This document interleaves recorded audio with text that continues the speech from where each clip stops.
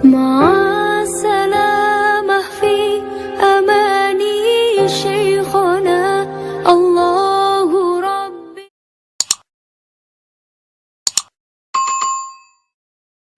Bismillahirrahmanirrahim. Assalamualaikum warahmatullahi wabarakatuh. Alhamdulillahirabbil alamin.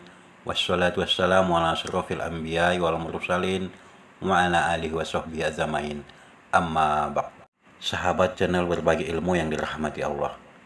Kadang kita ada perkataan yang tanpa kita sadari justru membuat setan akan bertambah kuat jika mendengar ucapan kita itu.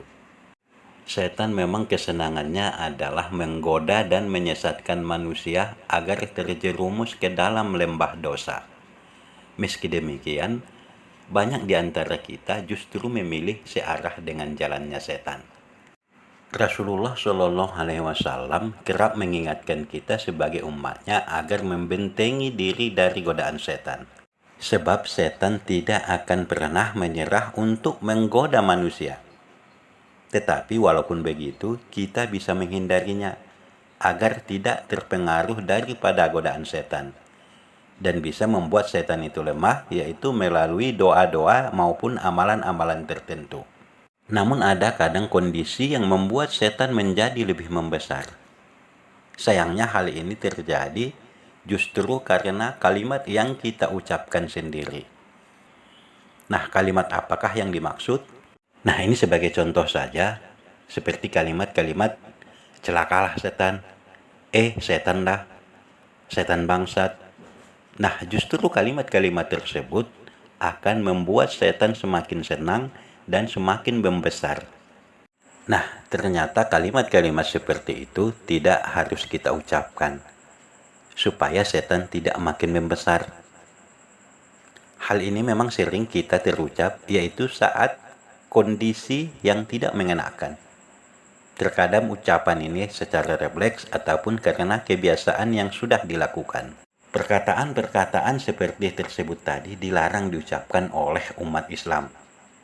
Sebab seharusnya ada kalimat lain yang jauh lebih baik diucapkan, yaitu ketika mengalami hal-hal buruk, maka memohonlah dengan perlindungan kepada Allah.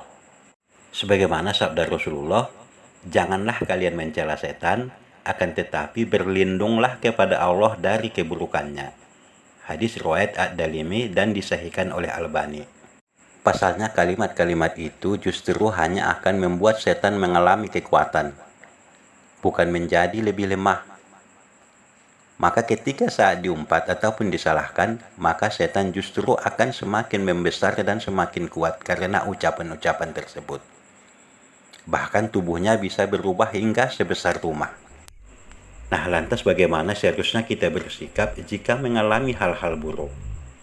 Sebaiknya tetap mengingat Allah, yaitu dengan membaca basmalah ataupun berlindunglah kepada Allah ataupun dengan ta'awuz.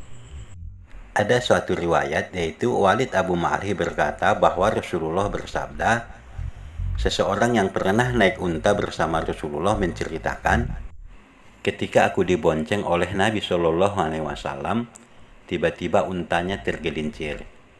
Serta-merta aku mengatakan, celakalah setan.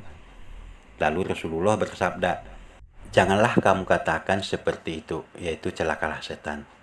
Sebab jika kamu katakan seperti itu, maka setan akan membesar, yaitu sebesar rumah. Dan dengan sombongnya setan akan berkata, itu terjadi karena kekuatanku.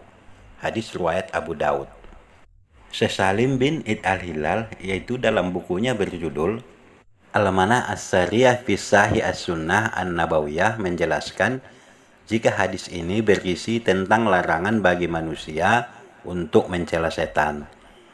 Kita dilarang mengaitkan kejadian buruk yang menimpa kita dengan ulah setan ataupun rekayasa setan.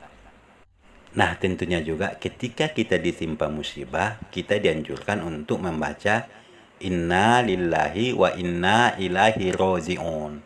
Semua milik Allah, maka akan kembali kepadanya.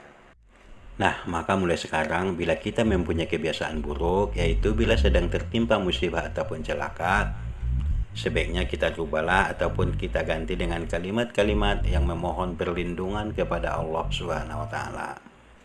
Semoga bermanfaat dan semoga menambah hazanah ilmu bagi kita. Wallahu a'lam bishawab. Wabillahi taufiq wal hidayah. Wassalamualaikum warahmatullahi wabarakatuh.